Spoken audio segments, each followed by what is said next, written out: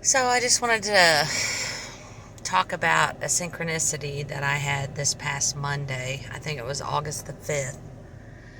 And I like I wanted to get it on video so I can look at it and remember. And if anyone else is interested in the synchronicities and the crazy ass shit that's happening, uh, it'll be here for you to watch it. But so this past Monday, I was going to town to pick up a package at my parents' house that we had ordered some seat covers for my son's Jeep.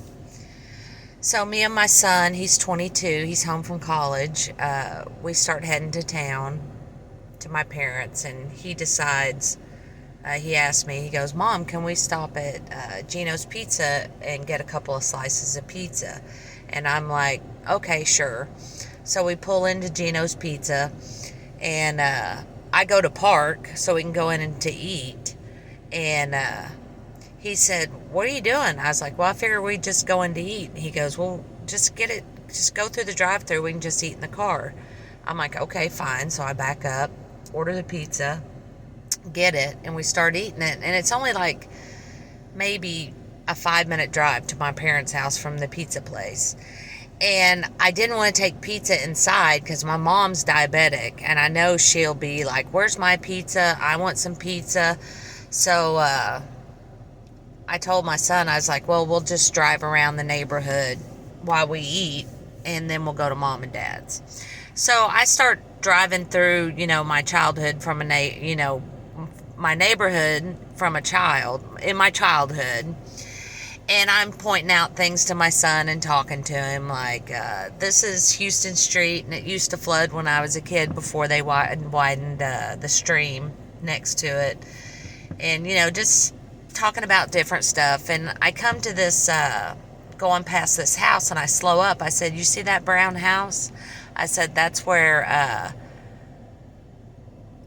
Miss Love lived. And when I was like 7 or 8, they pulled down a nest of sparrows on their gutter." And I told them how we took the 2 baby sparrows home, and we raised it, and fed them wet dog food, and we had them for like 3 years. They were pets of ours. And I told him that she had a son we grew up with. His name was Leland. And then we go to my mom and dad's house. And I told them on the way, driving to mom and dad's, I was like, "I don't know why I'm telling you all this shit. Just something to talk about, I guess." And then we get to my mom and dad's, and we probably sit for about 10 minutes and visit with them. And then we get the package that we came for, and we start heading home. And it was like about 4 o'clock. So I was kind of in a hurry to get home because I had to cook dinner soon, to get dinner started and stuff. So as we're passing this one place called Savers, which is donated stuff, and then you buy it real cheap. I like to shop there occasionally because I have a resale booth, and every once in a while I can find something to put in my booth there. So at the last minute, I just kind of whip it in there. I was like, "I'm going to go to Savers real quick." He kind of like, "Oh, Mom, no." So, but I was like, "I won't take long, I promise." So we go in, and I shop the little area that has like the home goods and decor and stuff. And I find, a couple of things. And I said, "Okay, let's go." And then we started heading to checkout, and I go, "Wait a minute." I said, "I want to check one more space."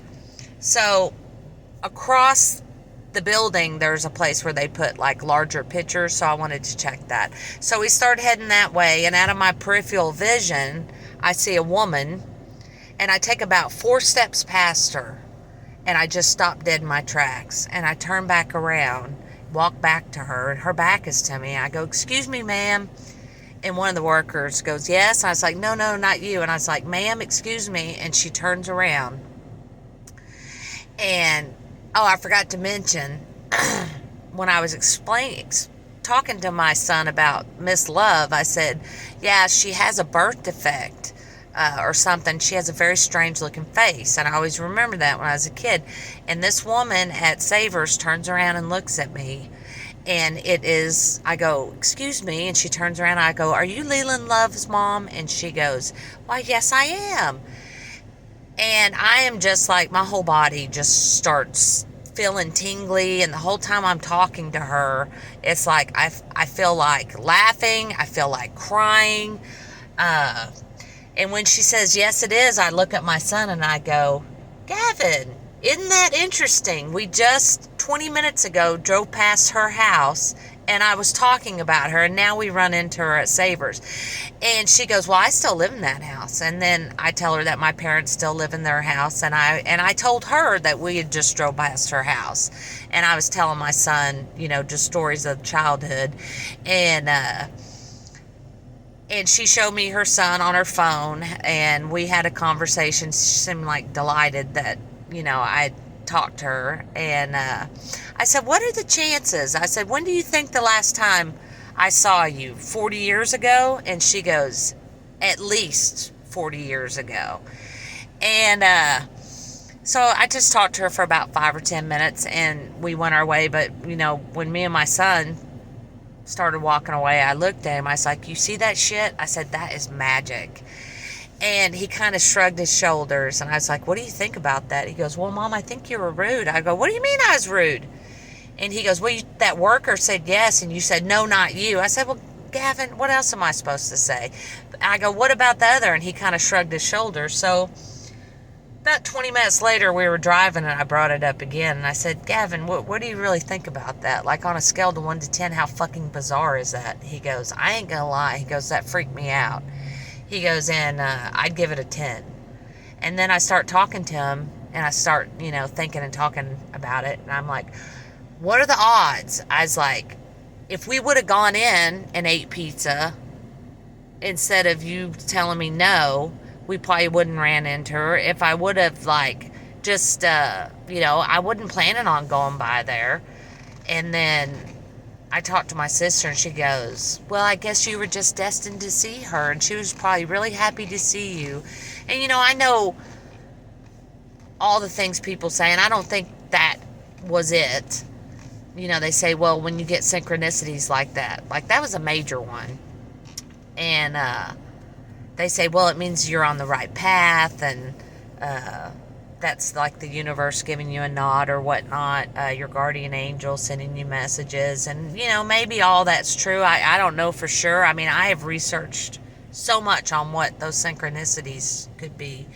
But in my intuition tells me, my son, he's 22, and when I first started waking up to, reality wasn't what I thought it would be. The Mandela effect, all sorts of things about news, everything being a bunch of lies.